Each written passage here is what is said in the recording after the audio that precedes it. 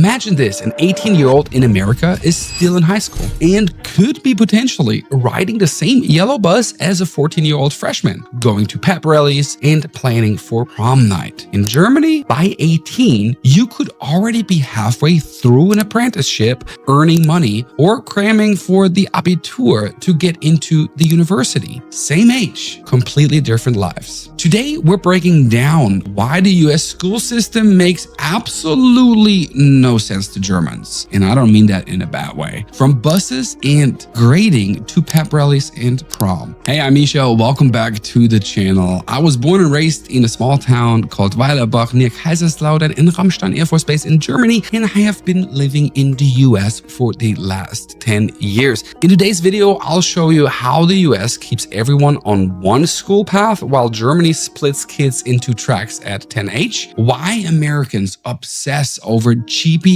and Germans don't, the real deal with yellow school buses, lockers, and all-day schedules, how traditions like prom, pep rallies make US schools feel like a teen movie, and why German students at the same age are already on completely different paths. By the end, you'll understand why stepping into each system feels like stepping onto another planet. US schools are straightforward. Kindergarten, elementary school, middle school, high school. Everyone graduates at around 18. Simple. In Germany, not even close. After Grundschule, which is the elementary school, at age 10, kids are split into 3 different tracks. We got Hauptschule, which ends at around 9th grade, and that most of the time leads into trades. Then we got the Realschule, that's what I graduated because, you know, I was a little bit of a class clown and couldn't make it to 12th grade. But that ends around the 10th grade, and it blends academics and vocational schools. And then we got the gymnasium, which in your world here in the US, that is the gym, the toughest track,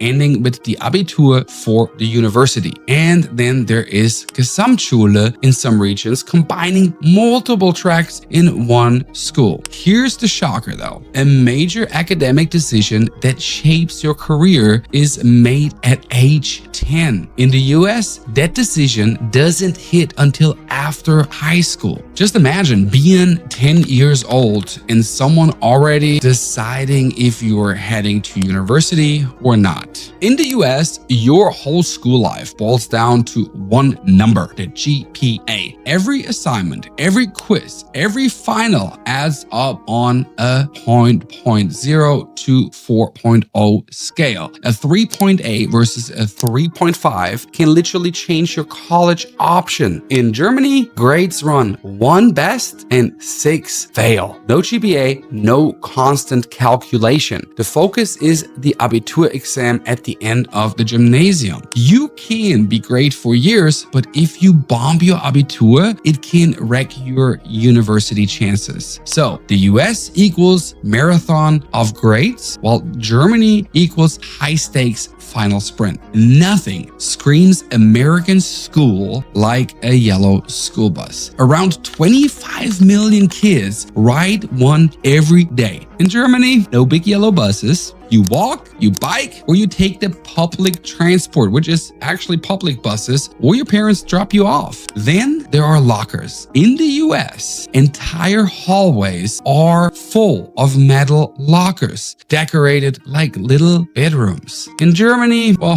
backpacks, that's what we got. That's it. Students often stay in one classroom while teachers actually rotate. Schedules are different too. US high school runs from 8 a.m. to 3 p.m. with lunch in the cafeteria. German school often ends by 1 p.m. except for upper grades or vocational schools. Many still eat lunch at home. American kids live half their lives at school. Germans, not so much. Prom, pep rallies, yearbooks. If you think US high schools feel like a teen drama, it's because all those traditions are actually real. Pep rallies, whole school chanting in the gym before a football game or at a football game. You got the prom, tuxedos, dresses, gowns, limos, all that fancy stuff. It's crazy, but it's cool to see. Yearbooks, classy memory books filled with photos and signatures. In Germany, the closest thing to a prom is the Abiball after the Abitur exam. More formal with speeches, but nothing Hollywood level. No prep rallies, no marching bands, and school sports, well, that happens in local clubs, not tied to the school. So in America, school equals social life. In Germany, school equals academics. Social life happens outside of school. This might be the biggest cultural gap. In the US, sports, theater, robotics, chess club, marching band, all built into schools. Stay late, train with classmates, compete under school colors and mascots. In Germany, all of that happens in Vereine, outside of school, in community clubs. Your soccer team could be kids from 5 different schools, but living in the same town. The result in the US, school is your identity. In Germany, school is just academics. Your hobbies and social life exists separately.